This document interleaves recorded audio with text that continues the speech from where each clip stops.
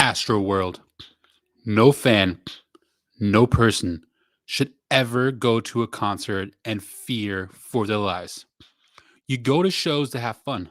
You go to shows to escape from your everyday life. You go to shows to meet with your friends, the people that you love. You go to shows to have a good time, right? And forget about whatever it is you're struggling with in your day-to-day life. You go to shows to meet people and friends and family that you haven't seen in a long time. You go to shows to celebrate and enjoy an artist that you and others love and appreciate their artistry. You don't go to shows to fear for your life. No fan should ever go to a show to fear for their lives. No, we just went through an entire year and some longer of lockdowns and no shows.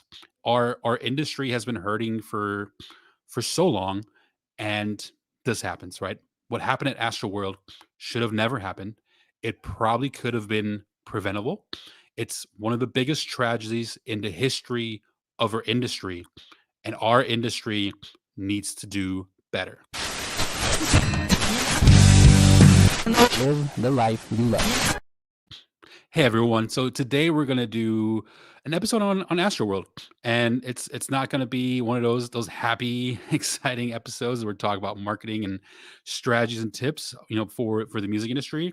We're gonna talk about some real shit, and something that shouldn't happen in our industry and something that probably could have been preventable in our industry, right?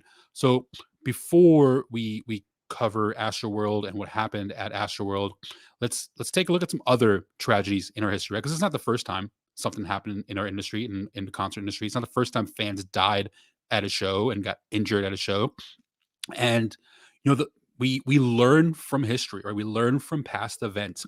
And currently the people running the show, of course, there's other generate like Gen X and all that are running the show too. There's old school people in the industry that have learned from those tragedies, but the millennials, we're running the show, and we're all about experience and people having a great time. And we fucked up, right? Our generation screwed up, and the next generation that's gonna be running the show is the Gen Z, and those are the people that go into the shows right now. Those are people that died at the show and have been injured at the show, right? And been probably horrified for the rest of their lives at this show. So we need to pass on the lessons and the stories from our history to make sure this never happens again, because this has been happening for a very, very long time, right? So in the 60s, right, when shows started getting really popular and music festivals started getting really popular, there's pretty much tragedy at every single festival. Every single show had something horrible happen. And until Woodstock, for some crazy reason, they have the peace police as their security, and absolutely nothing happens at Woodstock, right? Um, a festival with so many people that should have had probably endless tragedies as well. Thank God, nothing happened, right? And I'm not saying we should start having the peace police at shows, but um, we just have a really, really long history of bad things happening, right? So let's start with 1969, right? The Rolling Stones hired the Hell's Angels, a biker gang, to be their security, and I believe, this was after Woodstock. So we should have learned from the lessons of that a biker gang is probably the last thing you should ever have as a security, not trained, right? Not professional, and they they're coming with their bikes to the festival. They are getting drunk. They're doing drugs, and someone bumps into a bike, and that fan gets stabbed to death. And fights break out and riots break out at this festival with the Rolling Stones and the Grateful Dead and so many others. And the show had to get stopped. Another tragedy in 1979, The Who performed a show at the Coliseum, right? And they only had two entrances. There's only two ways to get in to this concert. And when the Who went on, there's still fans waiting to get in, and they stampeded through these two entrances to try to get into this concert. And 11 people died, got trampled to death. 26 more were injured. And the lesson learned from that is we need to be more careful and mindful on how many entrances we have into our events and how many exits we have from our events, right? People need to be able to get in safely, efficiently, quickly and be able to exit safely. You probably have more exits than you have entrances at shows, right? So we'll share a few more tragic events before we get to the Astroworld. But in 2003, the Great White Concert. If my mom sent me a message on how this was one of the worst tragedies, and it definitely is. But 100 people burned alive at this concert. They had pyro at the show. They had fireworks indoors, and the foam and the curtains caught on fire at the show. Thankfully, 230 people escaped, but the other 100 people died burning alive at this event. Another tragedy happened, right? The legendary Dimebag Darrell, guitarist for Pantera, a fan somehow got into the show with a weapon and jumped on stage and executed this guy like in front of the entire audience, right? Just shot him dead. The security guard for Dimebag tackled the shooter to the ground and got killed as well. And another fan got killed at that event. In 2010, the Love Parade in Germany. I mean, look at this pile of fans going through this tunnel, right? So this is a festival. I mean, probably the original EDM festival, the most successful EDM festival probably in the history of the world. And they usually had about a million people a year come to this festival in Berlin. And this year in particular, they decided to do at a site that only held 250,000 people. And these people had to go walk through this tunnel to get to the site. And something happened. People started panicking and they tried to rush out of this tunnel. And 20 people died and 500 more got injured. A couple more stories. And then we'll get in on to Astroworld. In 2016, this one hits close to home because I used to work at the Plaza Live in Orlando, Florida. And, you know, again, with security, we never let our guards down, right? Security is the last thing where we cut in expenses, half ass, or cut corners. This is a kids show, right? Young people are going to the show to see Christina Grimmie perform at the Plaza Live. And somehow I I know people that were there. I used to work at this venue, and I don't want to crap on their security, but somehow somebody got in with a gun, and as she's standing there hugging her fans, loving on her fans, she gets shot to death and killed. Right, and I know people that were right there in front of her. When this has happened? This should have never happened, and unfortunately, her story got lost because the next day, in was June 11th, 2016. 49 people were shot at Pulse nightclub, and this is a club that is not in a busy area. It's a little bit outside of downtown Orlando. It's a standalone club. Again, I wasn't there. I don't know what the security was like, but when you're a lonely island outside of a busy area, you probably want to have police at every event. And again, they may have had police, right? But again, security is something you never ever take lightly, and something that many promoters and many venues unfortunately do take lightly. So before we get on to Astroworld, let me talk a little bit about security. So a little bit of a rant on security. Today, what's today? Today's November 9th, 2021. Today, someone called me and complained about an offer I put in that had a security package because they thought it was too expensive. And they wanted to know if we can cut down on the expense of that package a little bit. And I said, hell no, right? We're not cutting the expense of security, especially after something like this just happened this past weekend. Um, no, absolutely no way, right? And a month ago, I was an artist I manage was going to book a show in Tampa, and it was a last minute show. The venue wanted to help me out and give me a break, and said, "Hey, if you want, I can cut security." I said, "Absolutely hell no, right? It's your venue. You should protect it. You decide how much security you need, but never ever cut security." The other terrible thing when it comes to security, we'll look at an article in a little bit, but a lot of these security companies that work these events. So if you ever have gone to an arena or at a stadium, or if you've watched a game on TV, you see those yellow shirts, right? And which is usually CSC. That's a security company, and there's many others. And they don't all have yellow shirts on, but the yellow shirt is the one that kind of usually stands out the most. And CSC was the security at this event. And from my personal experience, let me tell you something about CSC. I've worked for CSC, and I've hired the CSC, right? I've been on both sides of the coin, and they will charge the promoters, the venues, $18 to $22 an hour for a guard. How much do you think they pay that security guard? They charge they charge a promoter venue $18 to $22 an hour. How much do you believe they pay that security guard? Minimum wage. Minimum wage. I was getting paid $8 an hour while they were charging the venue $18 to $20 an hour, right? That should never happen. I mean, what kind of quality of security are you going to get if you're paying the minimum wage? I mean, when a stampede of people is rushing through a gate and you're getting paid minimum wage, you're getting the hell out of the way, right? You don't care if the crowd gets in. I mean, you probably care, but you care about your own safety first. And again, you probably don't have the most qualified, the most trained people. The training was like a 2-hour orientation, and that was it. I mean, I hope the training these days is better for CSC, but again, paying someone minimum wage and having them protect your audience, your artists, is just not the way to go. And we'll talk about solutions as well, right? So let's not had a little bit of a rant about security, right? And again, guys, one last thing: when you're running a venue, right? I know some people that watch the podcast or listen to the audio version, and for the podcast listeners, we are recording it live. First time we're doing it live. I will have an audio version. There's some visuals that'll go along that will show shortly from the event, but if you want to check out the YouTube video, I'll try to narrate during those visuals so the audio listeners have an idea of what's going on. But when it comes to security, if you're running an event, you're doing a show, the number one thing you want to guard, or the areas you want to guard, is every single entrance and exit. I'm sure many of you have gone to a club before. There probably was one guard at the door, and that's it. You didn't see anyone guarding the back door.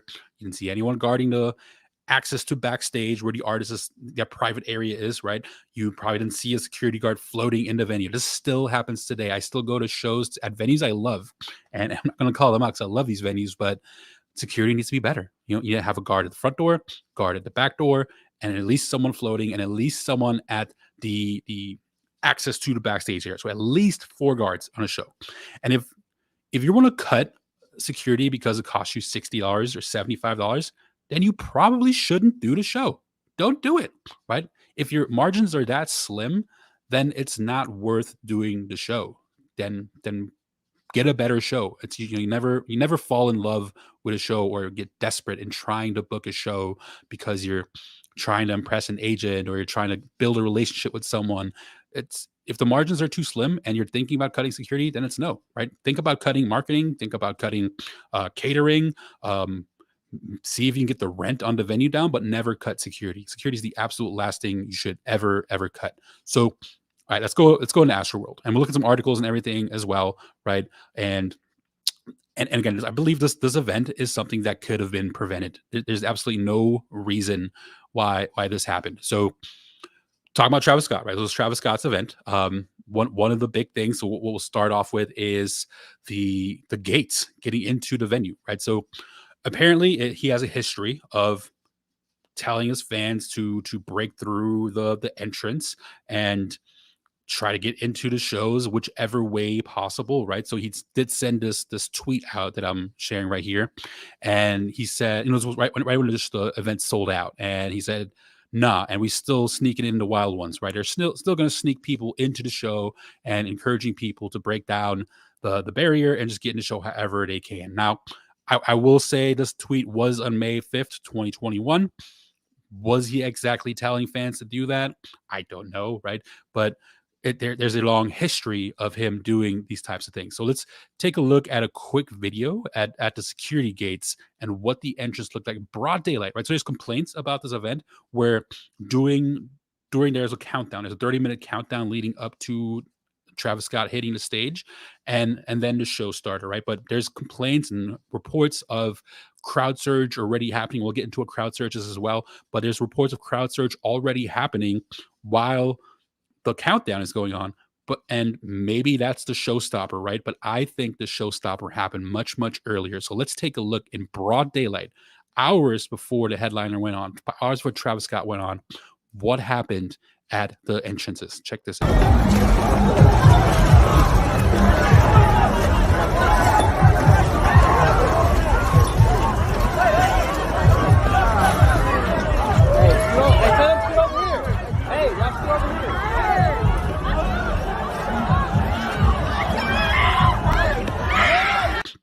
mean, this is crazy. People are just storming the gates. They're getting into the venue dozens at a time, right? Here's another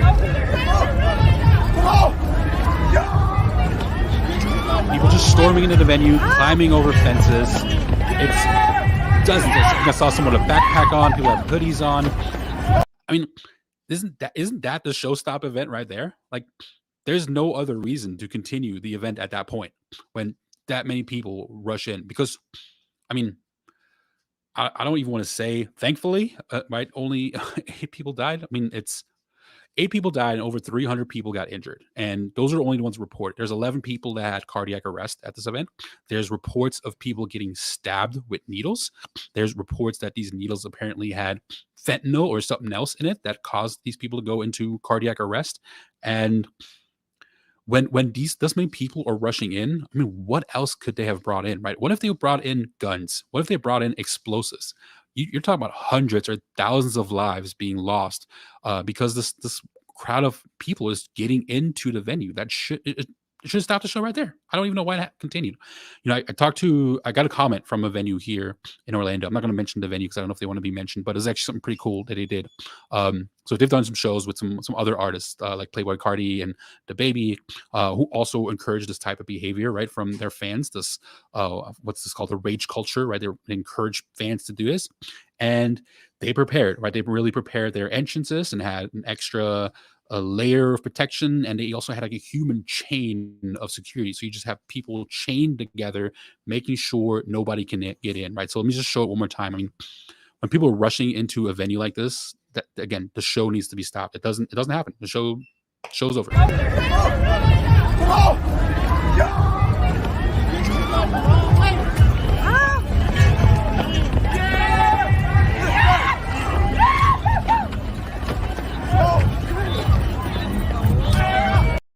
I mean, unbelievable how many people got in. People getting in with backpacks, people getting with hoodies, right? Carrying God knows what into the venue could potentially cause God knows how much damage at this venue.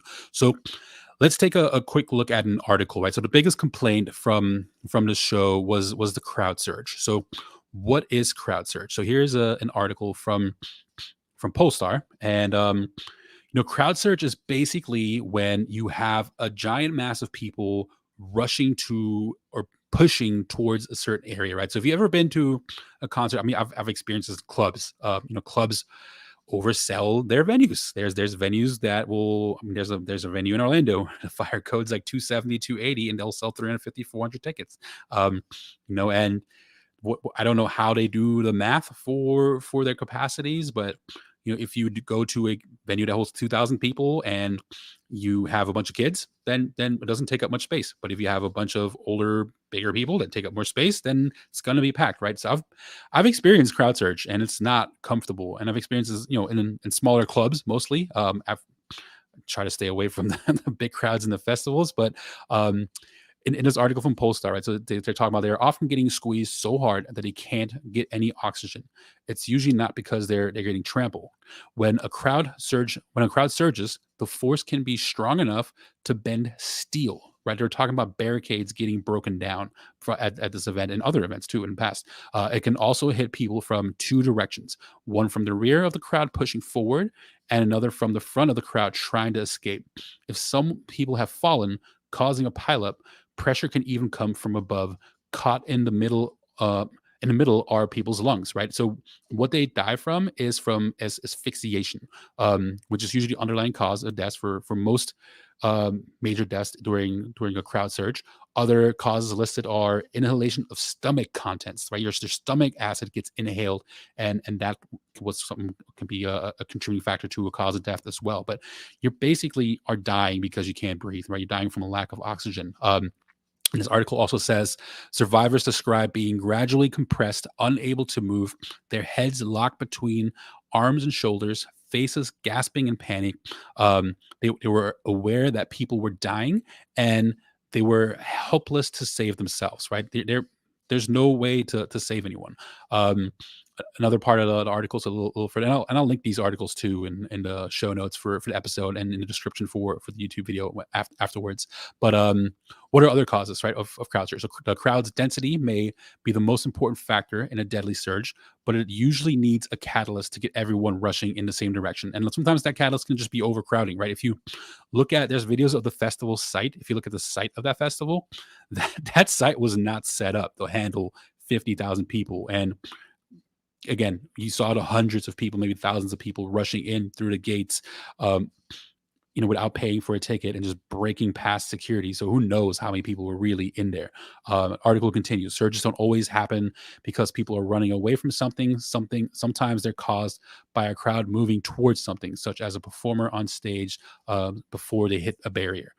Still, also cited poor crowd management systems, where even or where event organizers don't have strong enough procedures in place to report red flags or warnings among the reasons deadly side are among the deadly reasons deadly surges happen, right? So if you don't have enough security, if you don't have enough barriers to break up the audience, you're gonna have events like this happen. And again, there's many people who have experienced crowd surges at events. This is not the first time. It unfortunately probably won't be the last time. But again, this event was so packed. There's so many people at this site that again, the site wasn't built for it. It didn't have the infrastructure for it, and that's what caused the mass amount of deaths and people getting injured, right? And the cardiac arrest. And again, cardiac arrest could have been caused by other things.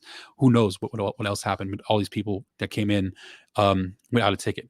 Steve Allen of Crowd Safety, so a UK consultancy engaged major events around the world, said it's always important to monitor the crowd, but especially so now that events are ramping up in size following the pandemic lockdown, right? As soon as you add people into the mix, there's always going to be risk. He recommends that events have trained crowd spotters with noise canceling headphones who are in direct communication with someone in close proximity to the performer who's willing to temporarily stop the event if there is a life threatening situation that could be a crowd surge, structural collapse, fire, or something else.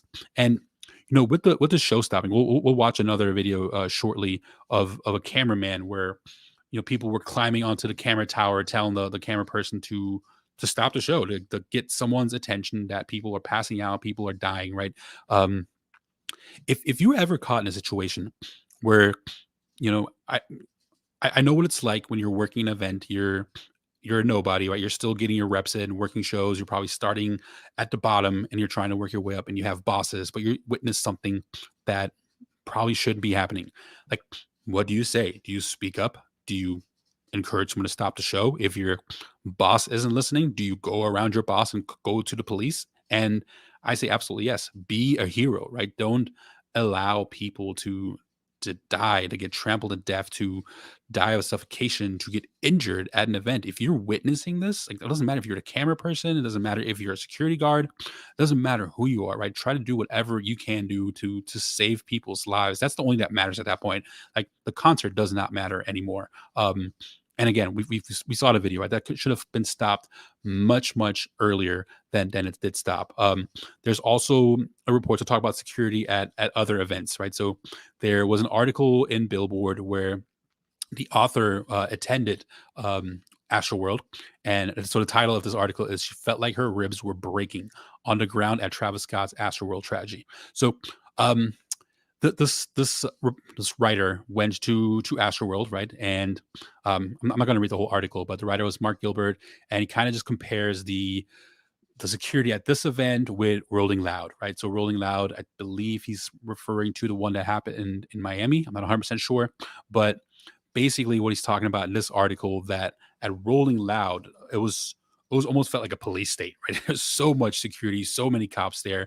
You could see them everywhere and all around the barricades and all the entry points, and that's how it should be, right? If you're doing a giant festival like that, again, you can't. Security is the last thing you ever cut corners and you take very serious, right? Every entrance needs to be protected. So a couple more things. So before the show, the police chief of Houston went to Travis Scott and had a conversation with him and his team, I'm assuming, and they just talked about some safety concerns ahead of the show, right? And some of these safety concerns were um, because of past events that Travis Scott has had, right? Because things like that is this is not the first time this happened. Um, and as we talked about earlier, Travis Scott has encouraged his fans to rage, to be reckless at concert, right? And see, the police chief said, I met with Travis and his chief of security for a few moments last Friday before the main event of the chief, right? I expressed my concerns regarding public safety and that in my 31 years of law enforcement experience, I have never seen a time with more challenges facing citizens. Um, I asked Travis Scott and his team to work with the police department on all events over the weekend and to take into account his social media posts and at any unscheduled events, right? So the police chief already talked to him about concerns that he had about the show, and again, when the crowd started rushing in broad daylight, that was the showstopper right there. That should have ended it. But then when the 30-minute countdown happened, that people were already passing out and dying during that time. The artist never should have hit the stage. And I wasn't there. I don't know what the conversation was, but people have walkie-talkies, they have headsets on, they're communicating. And I've worked tons of reggae shows, and at reggae shows, especially in Florida outdoors, people drink a little bit too much and probably don't hydrate a lot. Maybe they're doing other other drugs. Um, Probably they haven't eaten very much, and people pass out at those shows all the time, right? And it's mostly self-inflicted. It's not because of a crowd surge or anything else. But we find out probably within seconds, not a couple minutes, when someone passes out over or walkie-talkies, immediately sending in EMTs, immediately sending in help, right? And if it happens in masses, as it was at this show, there's some people that should have made decisions to stop the show. There's some people that are accountable for what happened, and it happened anyway. People still died. People were injured. People had cardiac arrest, right? There's probably a production manager, and again, I don't know what happened on the ground. There's not enough stories out there yet, but there's probably a production manager that was aware that something was happening. There was probably someone on Travis' team, probably several people on Travis' team that were aware of what was happening during that 30-minute countdown. They were probably aware that people rushed in through the gates, and they still did the show. Like, someone needs to be held accountable, right? So let's take a look at a couple of clips real fast on what was happening during the show. Stop this show! Stop this show! Stop this show! Stop this show! Stop this show! Houston, just make some motherfucking noise real quick, y'all. Stop this show! Stop this show! Stop this show! There's a guy. Cell phone flashlights in the air, y'all. 5 songs ago. On the ground.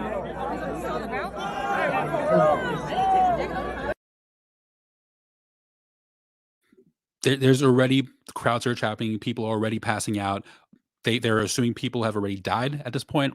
And Travis is standing on a platform looking down into the audience. He's probably sees what's going on. I wouldn't.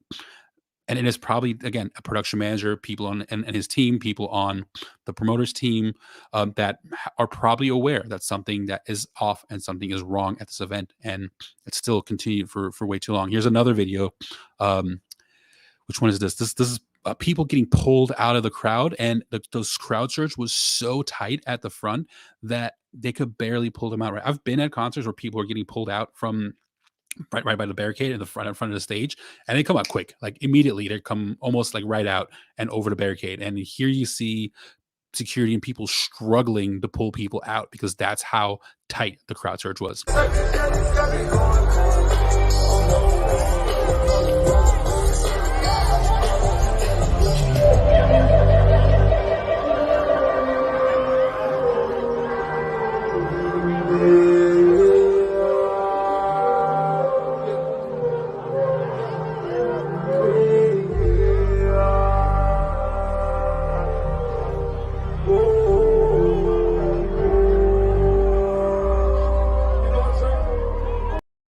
And the music during that, I don't know if Travis was performing. I don't know if that was before the show, because it doesn't sound like the show was going on yet. So I'm curious if that scene was during the crowd surge. And then one of the last clips I'll show from the show, and I'm sure people have seen most of these clips already, but one of the most disturbing ones is someone getting carried out completely passed out and unconscious, possibly dead, and Travis literally just standing on this platform, looking down, and what was you'll hear in a second what he was saying, but he was just repeating the words "dead" over and over again. I mean, one of the most disturbing things I've ever seen.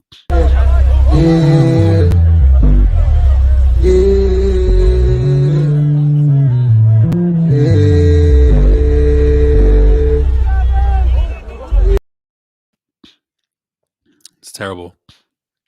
This event should not have gone on. People should have never died. People should have never gotten injured, right? Just all of this should have never happened. And I did a class today, so I teach production management at UCF, and we talked about this, and we talked about mosh pits, right? So it's not very long, but not been a lot of years where people have been moshing at hip hop shows and pop shows. But in the metal world, people have been moshing for decades, right? And we have something we call respectable mosh pits. I've been in some of these mosh pits, and what a respectable pit is, if someone falls down, you pick them up right away, right? And these days, in hip hop shows, mosh pits are happening, crowd surge is happening, and there's just zero respect, right?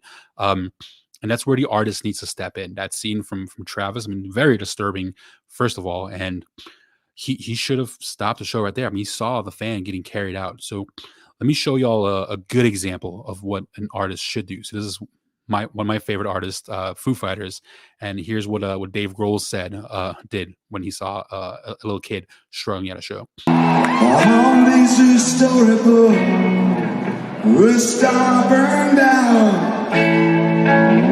Someone coming up ahead. Don't look now. Hold on 1 second. Does that kid need somewhere to sit? Give that kid a real seat. Put that motherfucker. You put that kid over right there. You got it. But you gotta take his parents too now. Hold on. You gotta bring them home. It's a family occasion. It's a family occasion. Bring him up on the side. Bring him up on the side right there. I'll sing a song to him. Sound like this. Come on up. Right, that's how it's done.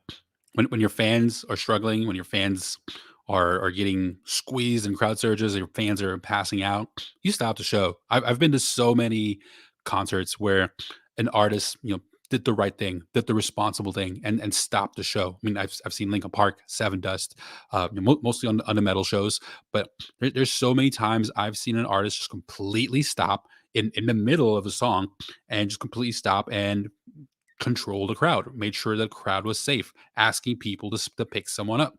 There's been shows where hip hop shows where crowd surges started happening and the artist would stop the show. I think it was ASAP Rocky that stopped the show and told everyone to take a step back, right? And there's girls that are passing out, and he's telling the fans pick up the girls that are passing out, right? Everyone take a step back off. We need to make sure that everyone is safe. So one last article, and then we'll talk about some solutions, right? So who is getting sued over this, right? So of course there's going to be tons of lawsuits. So this event was put on by Live Nation. There was another promoter involved. I forget the name of the promoter. It's in this article though. But so two promoters involved. So the promoters are getting sued. Travis Scott's getting sued. CSC, the security company, is probably getting sued as well. Probably people aren't going to be too happy once they find out that they're only paying their people minimum wage, and it's like, what kind of quality security you're going to get, right?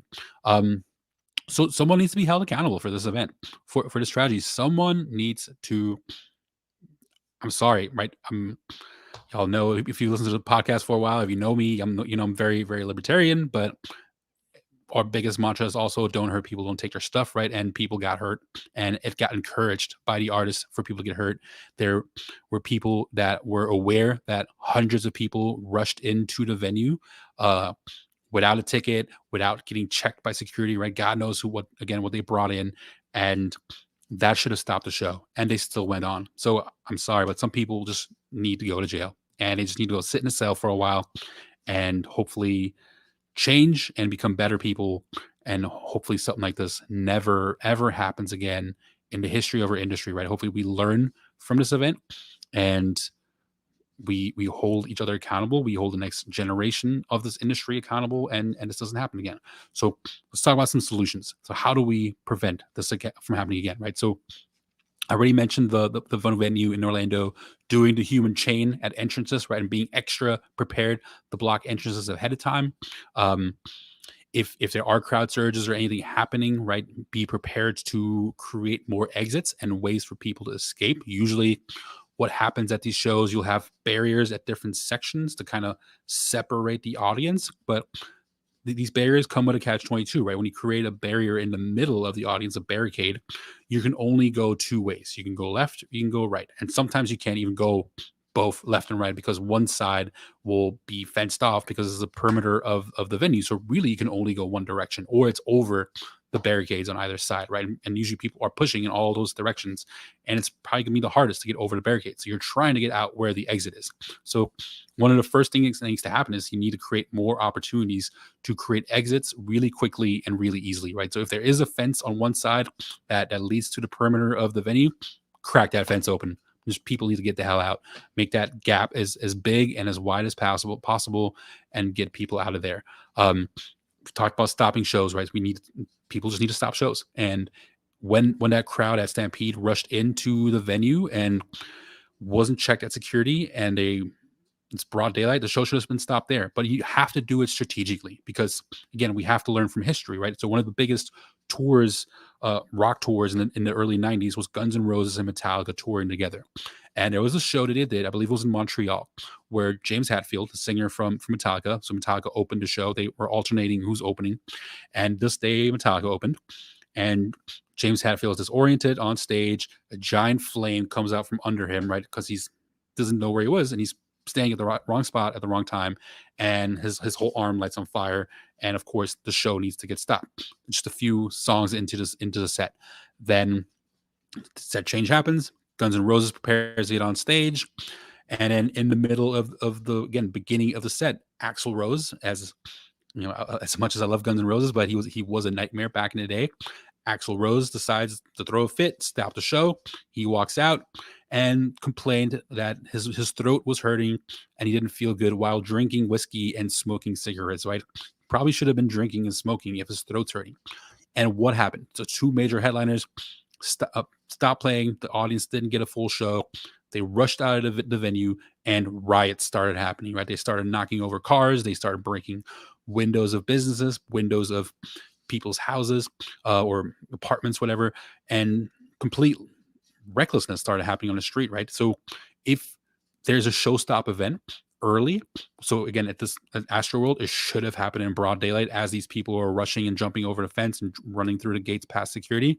That's when it should have stopped, right? So have some kind of strategy on how to safely cancel a show way before your headliner even comes on, and get people safely out of the venue. Have the perimeter covered with police and security, have roads blocked off to get people out safely into one specific direction, and just make sure people are safe getting out, right? And make sure there's no riots or anything happening because they didn't get to see the show because the show got canceled. And it's not going to be all 50,000 they're going to riot. It's going to be, you know, a few hundred maybe, right? They're going to start, and then most of the other people are just going to stand around and watch. So shows just need to be stopped earlier than when we're stopping shows. Much earlier. We can't be afraid of tour managers. We can't be afraid of agents, artist managers. We can't be afraid of how much money is being lost, right? There's no amount of money that's worth lives being lost. So stop the damn show. Security unions. So another way to hold our industry accountable is have unions for security, right? I talked about how poorly our security guards are paid. They don't have benefits, most likely on some of the security companies they work for. And again, learning from other areas of our industry is as much as it drives me crazy sometimes to work with IATSE and the production unions. Most of the times they're great, right? Because I know exactly what I'm going to expect. I know exactly what each person's going to do. I know they're going to usually show up on time. I know they're going to work hard. I know when they need to take breaks. I know what needs to happen, and everything kind of happens very well and flows very well, right? So I'm again the libertarian enemies. I don't like unions that are going to go lobby the government and send lobbyists to DC and try to create laws and influence lawmakers that have absolutely no idea about our industry. They just need to stay the hell out of it. I think our industry can regulate itself. So how about some security unions, right? What about the Event Safety Alliance and maybe some competitors, right? I'm a big believer in competition. What if there's some competitors to the Event Safety Alliance and they create certifications? Maybe there's a certification that certifies artists, venues, promoters as safe, right? These are safe promoters, these are safe events to go to. And they list it on their website, and they have the most powerful marketing tool in the world, which is the artists, right? Who are ginormous influencers with big followings. Why not have those artists do PSAs that I am certified by the Event Safety Alliance or by this security company or by this safety company, right? To make sure my events are safe. And these companies are paid by the promoters or the venues to send a rep to the venues, and they inspect the venue in advance, and they have a rep that stays there throughout the show, and they give them a grade, right? Just like when you go to a restaurant in certain cities, the restaurant has a grade. And again, as long as these are private companies or nonprofit organizations, not government entities, then I believe that can be managed much better, and especially if there's competitions within these different certifying bodies. So certifications, I'm a big fan of, and security unions. So and then the last couple of things, I mean, these are just not as detailed as things or not as big of things, but just more conversation, right? We need to have conversations. We need to have conversations about solutions. We need to share information, and we can't just let this get lost, right? And when we have trainings for our staff, when we hire people, when we have security meetings, every show has a security meeting, right? To have that conversation at the show, right? We started having conversations at shows about active shooter events, what happens when there's an active shooter. So the show stop events that usually get talked about at a security meeting are active shooters, like bad weather if it's an outdoor show, or even if it's an indoor show, if there's, I don't know, a tornado or some other um, like what's the word I'm looking for? An act of God, right? Happening. If there's some reason that the show needs to be stopped, but they never really talk about crowd surge, right? I worked. I mean, not to talk ill of the dead, but I worked a Juice World show, and Juice World did the same thing, right? This was at a venue that I've worked a lot of shows at, and there's a pit at the venue. It's an amphitheater. There's a pit at the amphitheater, and then of course seating that is in an amphitheater shape, that stadium seating, and that Juice World encouraged fans to jump over the barriers into the pit, overcrowding the pit, and the show was sold out. And that was one of the most dangerous things that artist could have done. Like, we need to hold artists accountable, right? So personal accountability is the last thing to have solutions. Like, these artists need to be held accountable. I mean, it's okay to encourage your fans to have fun, right? It's okay to encourage your fans to rage, but make sure they're doing it safely, right? And make sure they're not injuring people and they're not hurting others. I've been to Seven Dust shows. I know there's any Seven Dust fans out there, but the singer would beginning of this one certain song, he would say, "I want everyone to jump, and if the person next to you is not jumping, grab them by the arms and make them jump with you." Right? I mean, it was all fun. I mean, but the same artist would also stop a show when he saw a mosh pit get out of hand, and making sure people are safe and people are helped up off the ground and nobody gets trampled to death. So accountability is so important. So we need to hold our industry accountable. I love Live Nation. I've had a great experience there, but they need to be held accountable for what happened. This an apology is great, and paying for funeral costs is great, but it's not enough. People need to be held accountable for what happened, so this never happens again. And our future leaders in this industry are going to do better from learning from the history of what happened at other events, like this one and the others I've talked about in this episode. And yeah, I'm trying to think how to end this on a happy note, especially going live. But that's all I got. A happy note, as I always say. Just thank you all for watching, and hopefully people have learned from this. We'll have more conversations about this event. I'm planning on having a panel of people on the show very soon, where we'll talk about what happened. Maybe they'll share some of their experiences. We had some people on Facebook and LinkedIn have some really great comments and feedback on me doing this episode. And just posting something about the event. And I would love to invite some of those people to come on the show and just have like a little panel discussion where we can share ideas, to where hopefully other future promoters and future venue owners and managers and agents and artists can learn lessons from this, and that this never happens again. I mean, I don't even want to say prevent. I don't want to say like reduce the amount of times this happens. Like it just should never happen again, right? So have conversations, share information. We need to be better as an industry. We need to learn from this. And as I always say, go see shows, meet people, make stuff, and spread love, positivity, and kindness in the world. Peace, my friends.